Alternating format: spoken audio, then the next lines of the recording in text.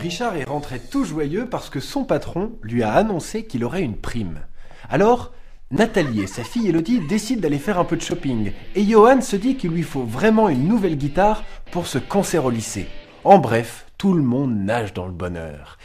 Et jusqu'à ce que Richard reçoive son nouveau relevé de compte, manifestement la prime n'avait pas encore été virée sur le compte. Allez la famille, il va falloir réagir. Il est temps de faire ce que l'on appelle un budget familial, c'est-à-dire établir un plan prévisionnel de ses dépenses et de ses revenus. Si vous gagnez plus que vous ne dépensez, alors vous ferez des économies. Mais si les sorties d'argent sont plus importantes que les rentrées, le solde sera négatif et là, il faudra faire quelque chose. Effectivement, Nathalie, tout cela est bien joli, mais concrètement, on s'y prend comment pour faire son budget? Et surtout, par où commence-t-on? On n'invente rien, on part du bilan des dépenses et des revenus passés. Il faut faire le tour de ces postes des dépenses. Alimentation, loisirs, logement, communication, etc. Cela vous permet d'identifier les postes les plus importants. Et puis, il y a les dépenses sur lesquelles vous êtes engagé. Impôts bien sûr, mais aussi téléphone, loyer, crédit.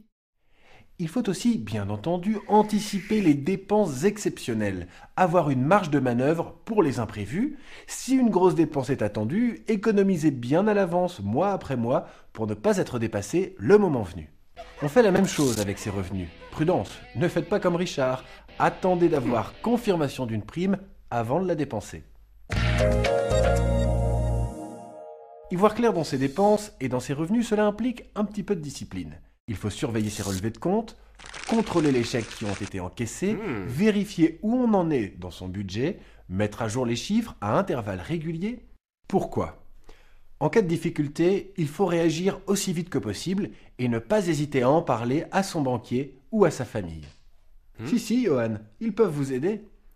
On peut aussi rectifier le tir en diminuant ou reportant des dépenses ou en cherchant de nouveaux revenus. Un petit boulot, du babysitting, vendre quelque chose. Ou bien sûr, quand tout va pour le mieux, placer l'épargne réalisée. Comment, Johan ? Oui, certains trouvent que faire un budget, ça fait ringard. C'est parce qu'ils ne veulent pas prendre le temps de le faire.